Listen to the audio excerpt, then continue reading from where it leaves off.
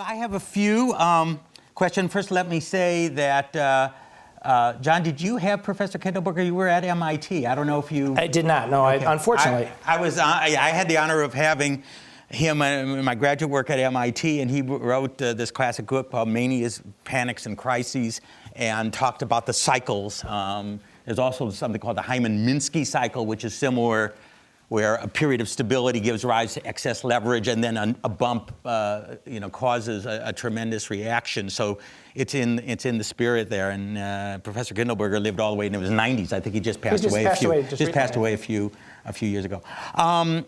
You mentioned a critical subject, too big to fail. I don't know if you had time to look over the Treasury's proposals, 80 or 90 pages.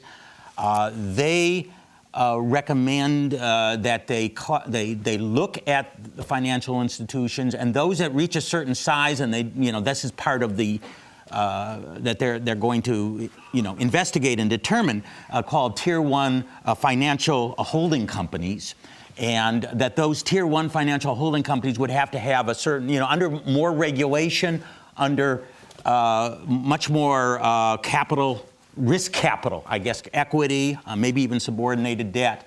Do you think that that's the realistic way that we should pursue regulation? Admit that there are going to be firms that are too big to fail, and if they are, we just have to have them with enough equity so that they don't take excessive risk and throw the costs on to the taxpayer. After all, we've done that with banks. I mean, the same argument used to be, held against the banking system. Don't let the banks get too big, or that will happen. And we've had a few occasions where a few of it has happened. But on the whole, and I know Dick might want to comment on that. I think it's worked very well. But I mean, the question is, do you think that is the new reality out there?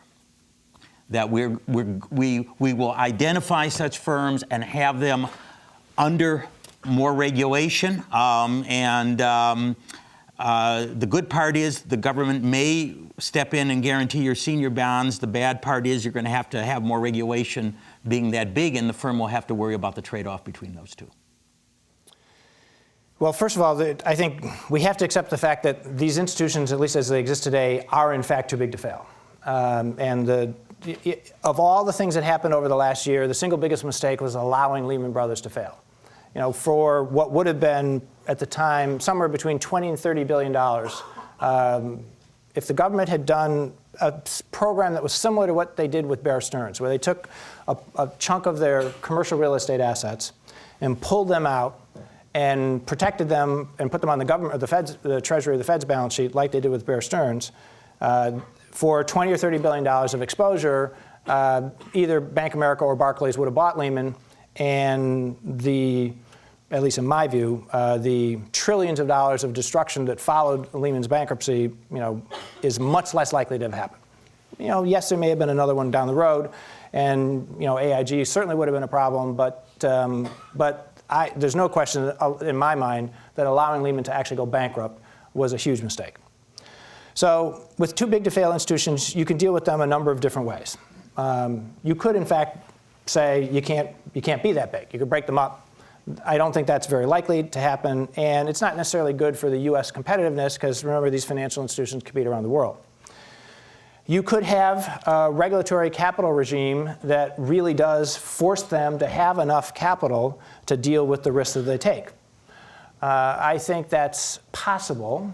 I'm pretty skeptical the government will be very good at that. And I'm also skeptical that they will actually have the ability to make them have enough capital to take into account the risks that they're really taking. But that certainly seems the direction that we're going. And the third thing you could do, and maybe you do this in combination with the capital requirements, you could actually charge them for being that big. So just like the FDIC charges for insurance for deposits, you could charge them. And the bigger they get and the riskier they get, you could charge them more. So they could have both more capital and pay for at least some of that implicit guarantee.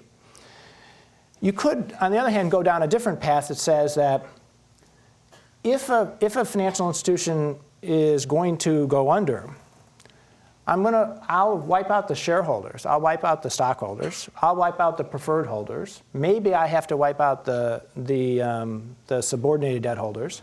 And maybe if the loss is big enough, I get all the way and I haircut the senior debt.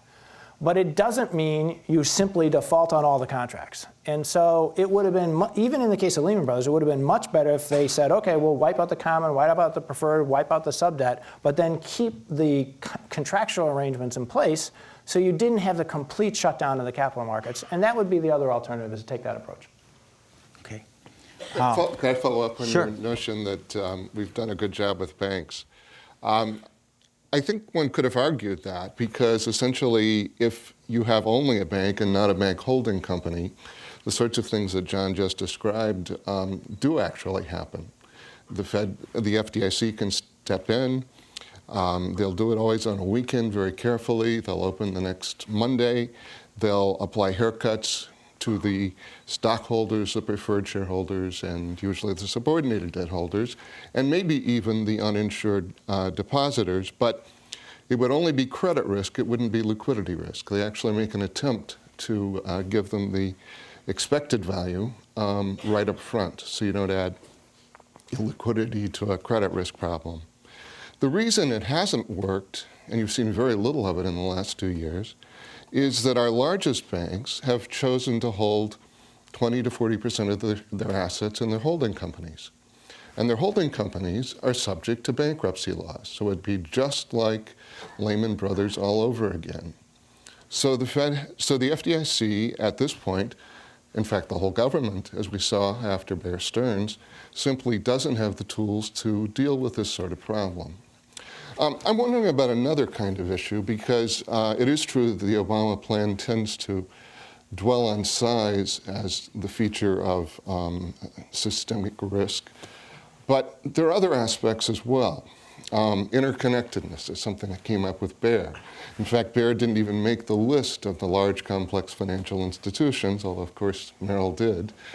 And part of that stems from their corporate structure. And part of it, indeed, stems from the international structure that you spoke about.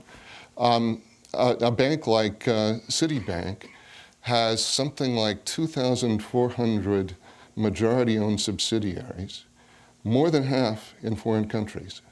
And every single one of those foreign countries has a different resolution process. If you even thought that the countries had the goodwill to try to work together, the coordination costs of doing that are almost unimaginable. So one tack that could be taken is to do what the British have suggested, and suggest that each of these firms have to figure out a plausible winding down scheme that would make it possible for them to gracefully leave the scene without causing horrendous side effects for the rest of the market. And in fact, investment banks used to be like that, because investment banks used to have this wonderfully liquid balance sheet that allowed them to expand and attract like an accordion depending on the funding base. And it was really only within the last 7 or 8 years that the asset side of their balance sheet got to be so illiquid in terms of having bridge loans and complicated instruments that were not very easy to sell, that they became to look like banks, but without the safety net. Now they got the safety net, and now there are really no investment banks left. But do you see investment banks coming back? Do you think it's really stable to put them together with large bureaucratic banks, or do you see them spinning off at some future time? Well, I think what will happen is actually a reversal of what has been happening over the last 30 years. So over the last 30 years, there's been a continual consolidation in both banks and investment banks, where the number of firms shrinks and the ones that remain are bigger and bigger. And I think we're probably at the point now where you're going to start to see a whole lot of new, smaller, private, to some extent, boutique type of firms start. Mm-hmm. And I think that will probably mean that there'll be a greater number of smaller firms, and some of them will grow and be successful.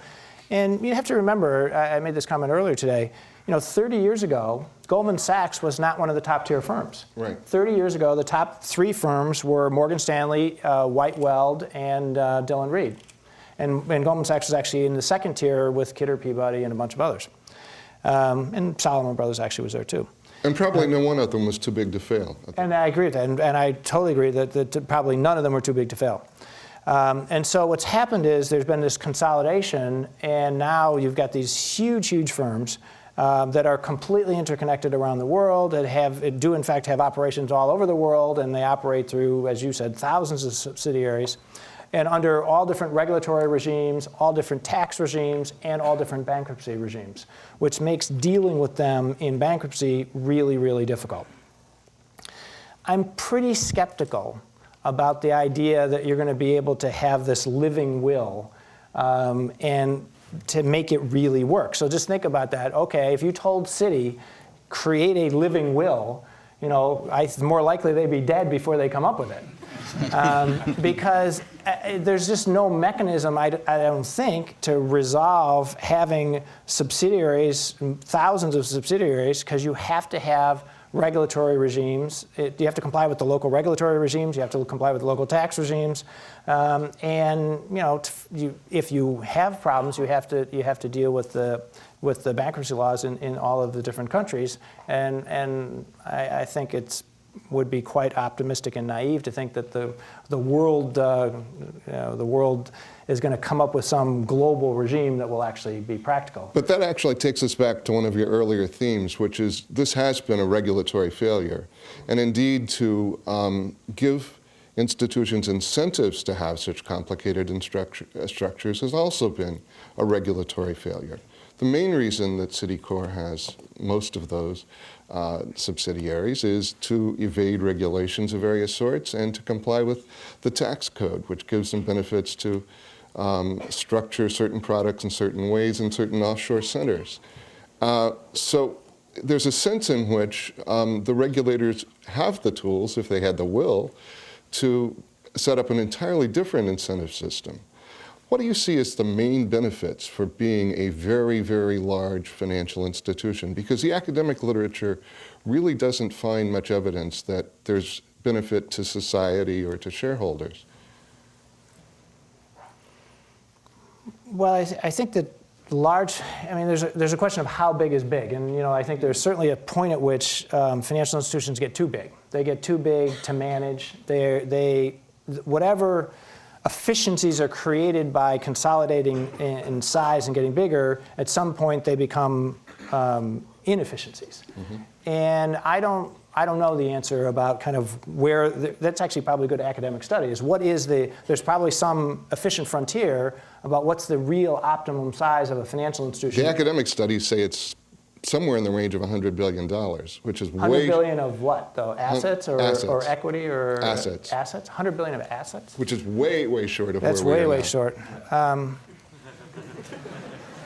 Well, look, I don't know the answer to that. In other countries, the tendency is bigger and bigger. I mean, what is, the average size? Sure, the tendency is bigger and bigger. There are lots of reasons it would be. People get paid a lot more for running big institutions. I would like to follow up, though. We were talking about just shifting it slightly. I don't think we answered that question, but you guys can think about it. I don't think we're going to answer that question. But I'm going to go back. Firms like Lehman, Bear Stearns, and many others formulated either in the 19th century or early part of the 20th century. They survived the shock of the Great Depression, which is many, many times what we've experienced in this crisis. And why did they fail here?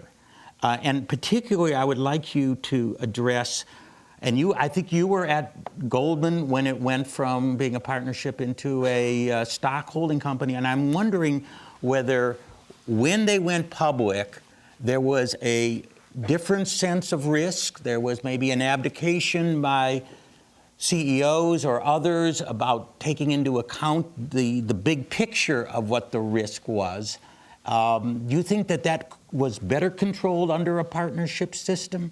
or that was not a factor in what had happened? No, I absolutely agree with you that a partnership structure where you're betting your own money is a much better one at focusing you on risk management. And so I think one of the reasons why Goldman has always been better at risk management, and one of the reasons why Goldman, even in this environment, continues to do better on the risk control side, is because as a partnership, it really mattered to have good risk management because it was your money you were risking.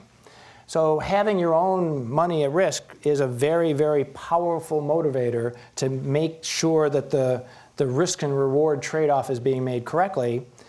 And that develops a culture in a company where the risk managers have equal power to the risk takers. And that doesn't exist in very many other companies. And I think that is, and so even though Goldman changed into a publicly traded company, still that culture of it's your money stayed there to a fair extent. And of course, Goldman's employees collectively still own a significant portion of the stock. But you still have to ask yourself, well, but Lehman's employees and Bear Stearns employees also owned a significant portion of their stock. In fact, even greater. So, and nobody lost more money, I don't think, than Dick Fuld. No individual, anyways, lost more money than Dick Fuld in the collapse of Lehman. So why was that economic incentive still not enough to make them be more careful? And I think it has to do with the cultures of the firms and the focus on and making sure there's a much better balance between risk takers and risk management. Could I suggest another hypothesis that I think fits something you said earlier? We have a real problem with procyclical capital requirements and procyclical supervision. And part of it's very easy to understand. In fact, you were, I guess, one of the first firms to adopt the new Basel II rules because of the agreement with the Europeans, which is really rigorously procyclical in a way that the former regime wasn't. But the problem, of course, is in the way we count profits. Because what does a $100,000 a year supervisor really have to say to a Wall Street manager who's making hundreds of millions when they're doing very well? The same thing, I think, happens internally within firms.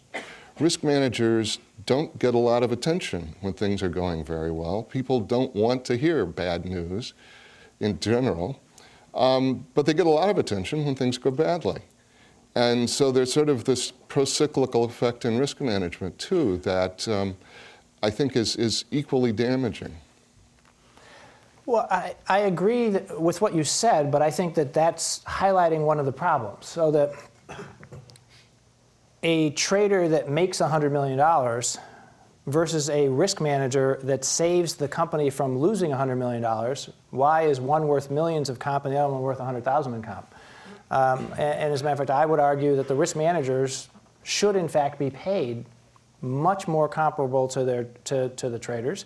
And the other thing that, for instance, Goldman did and still does is it takes people who were traders and puts them on the risk management side.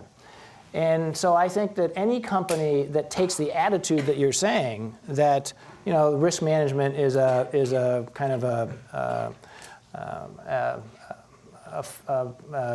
low-level function, and that the traders are the kings, they're setting themselves up for a problem. But isn't it very difficult to compensate a risk manager for essentially the dog that didn't bark? Because when they're good, you scarcely ever know it because things go well. But when there's a lapse, then you know you've had a real problem. And it may be because you didn't listen to them, or it may be because... Yeah, but that's just management, that's leadership. So if you have good leadership at the top of your firms, you'll recognize the value of good risk management and you'll compensate them appropriately. So I would argue that that is just good management and good leadership. It's not that it's structurally difficult to do. I would How would you also measure their performance? If I just want to follow up on something John said. You talked about Dick Fuld losing a lot of money, but I think perhaps, but I want your judgment on it, that a lot of these CEOs had taken a lot of money out. They may still have a lot of stock, But one of the things about a corporation versus a partnership is, you get to diversify out. You get to, so to speak, cash out. And so, yeah, he may have, lost $1 billion there, but he may have had, $1 billion somewhere else. It's not like perhaps the CEOs, when it was all partnership, I imagine, put all their wealth there. I mean, Warren Buffett always says, I put everything in Berkshire Hathaway. 100%. I'm not taking part of it out. That's where I'm going to keep. That's my wealth. I'm going to act as if, the risk for my shareholders is the same as the risk to me. And I'm just wondering whether the cash out business means, yeah, I still have a lot of stock, but I'm independently wealthy if something goes down. Well, look, I don't know their personal circumstances, but I think your basic point that a partnership, because it concentrates it focuses the mind when you've got all your wealth at risk every day, there's no question that a partnership is a better structure for risk management. And you can't return all these firms to partnerships, but any form of compensation that has that effect. So for instance, paying the senior executives only in stock, that they, for instance, have to hold for 10 years and can't sell till after they retire, which is not that dissimilar from the partnership, because basically the old Goldman partnership, you couldn't take your money out until you actually retired, and even then you had to take it out over time. You could set that structure up, so you could basically say, okay, CEOs of big financial institutions take 100% of their comp in stock. The stock vests over 10 years, and you can't sell any of it till after you retire, and then you sell it out over 5 years after you retire. A structure like that actually mirrors, to a fair amount of extent, the partnership structure. Okay, I want one more question, then we're going to give Mukul a chance also to ask a question, then we're going to turn it over to the audience. The whole question of who's responsible, and you could, as you say, spread the blame. But do you believe ultimately it's the CEO? The buck stops here. The person at the top had to take the big view and failed to take the big view, abdicated a responsibility to say, hey, listen, I know my technicians say this is this, but I'm putting this firm and its thousands of workers at risk, and they failed to make some very critical judgments that could have saved their firms. Yes, I absolutely believe with that. Look, my dilemma on that weekend a year ago was, if Lehman's going to go bankrupt, the risk to Merrill Lynch is going to be enormous. Yeah. I'd been the CEO for 9 months. The last thing in the world I want to do is sell Merrill Lynch. Merrill Lynch was a great company. I liked being the CEO. No matter what happens, I'm not going to be the CEO going forward if I sell the company. So the vision to say, my job is to protect the Merrill Lynch shareholders. My job is to protect the Merrill Lynch employees.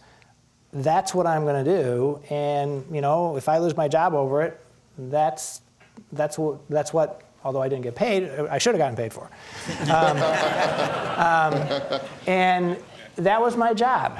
And it is the CEO's job to do the right thing for its shareholders and to protect the shareholders. And where the CEOs didn't do that, whatever the reason, they failed in their jobs.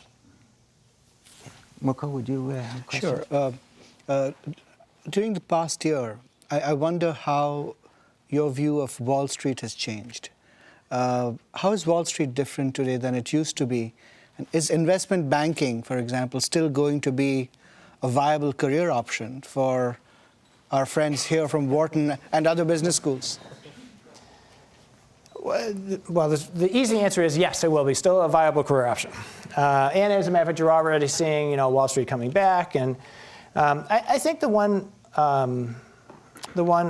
very unfortunate thing that has happened, and it's, this is, again, if you read Kindleberger's book, it's not unusual, is after there's a bubble that bursts, basically it has to be somebody's fault. And politicians have to blame someone, and it certainly isn't politicians' fault, because it's never their fault. So, to some extent, Wall Street's has been blamed for this. And, that is unfortunate, because I think Wall Street continues to be a great place for people to come and work and be successful and have great careers. I mean, look, I don't want to personalize this, but I grew up in a small town in the Midwest. I never had been to the East Coast. My friends in high school, pump gas, sell insurance, or in jail. And I went to school. I went to a good undergraduate school. I went to a okay business school. I went to Wall Street. I knew nobody. I had no contacts. I knew not one person. I had no money. And purely based on the fact that Wall Street's a pretty good meritocracy, so that you can work hard. You can, you have to have the right skill set, but basically you can start from zero there. You can become the president of Goldman Sachs. You can become the CEO of the New York Stock Exchange. You can become the CEO of Merrill Lynch. You can make a lot of money. That's the American dream. That's a good thing. And the fact that that's kind of been demonized now, I think, is very unfortunate. But it'll change, and it'll come back. And I think Wall Street still is a great place for people to be successful, and it's just not true that it has no socially redeeming value, because it funds business and companies and economies, and you can see what happens when it doesn't work, which is it causes huge problems in the economy. And that doesn't mean it's not a great thing to be a doctor, or I don't know, lawyers are in a different category, but it doesn't mean it's not a great thing to be a doctor or a scientist or go work for an NGO. And by the way, it's also a great thing on Wall Street, and it's a particular tradition from coming out of Goldman, is to do a lot of other not-for-profit or other community service things, and that's also a great thing. So, I believe Wall Street and financial institutions will still be an attractive place for young people to go, to be successful. I do think that they should do other things than just make money. And actually, it is a great place to do a lot of really good things beyond just your day job. So I still think it'll be a great place to go. I want to say that when you look at the crisis, it isn't because the demand for financial services collapsed. I mean, wealth management services, everything else financing new companies. Yes, subprime mortgages will not be popular for a while, but I mean, that is a small part. I mean, the demand for finance is there. The problem is the firms got over leveraged in that position, tanked themselves, but the demand, it's not like horse and buggies are going out because the automobile is coming, and we're training people for jobs that don't have any demand anymore. The demand for those jobs, especially with the internationalization, globalization of finances, I think going to be as big as ever. I'd like to go to the audience, unless you have one more question. Just one last follow-up to what you just said. I read all those articles about the office and the commode and all that. And I think that hearing you speak today, you come across as a really honest and a really decent man, and a courageous man, because you address those issues head on, even though Jeremy Siegel let a pregnant pause stand after his comment about the office. So I just want to ask you this question from my heart. And the question is very simple. If you heard President Obama's speech on Monday, he said that apart from sort of individual personal mistakes that people like you corrected, this country has lost $5 trillion in wealth. And I wonder, in the privacy of your own thoughts, if you have ever felt responsibility, regret, or remorse at anything. Well, okay.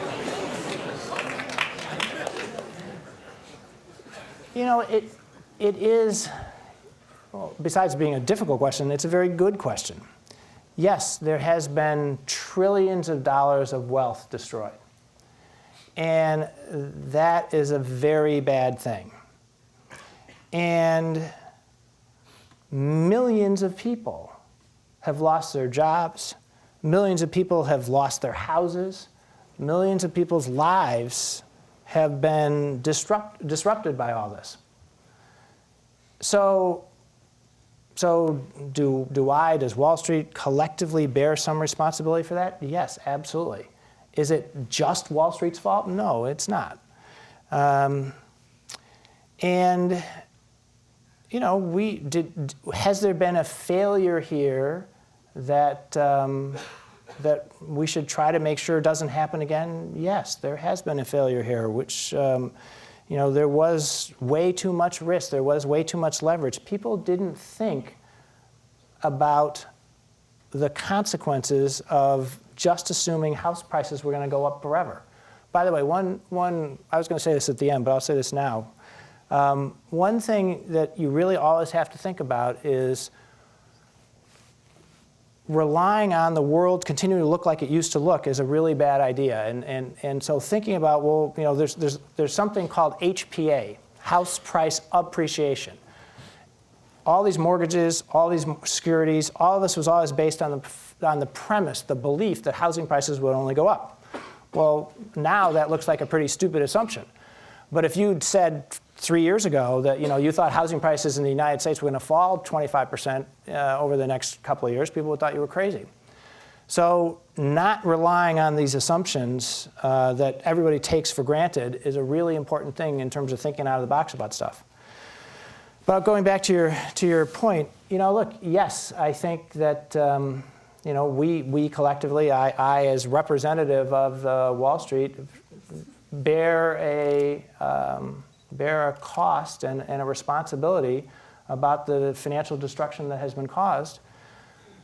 But the only thing we can do, I don't think, like some senator or congressman suggested, that we should kill ourselves over that. I think what we should do is say, how do we fix it? What can we do to get the economy started again so people have jobs? What can we do to minimize the damage of the housing prices declines and people getting kicked out of their houses?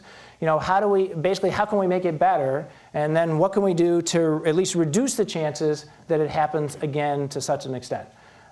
Because, okay, yes, it's very bad, but, piling up investment bankers and burning them is not going to do any good. Okay.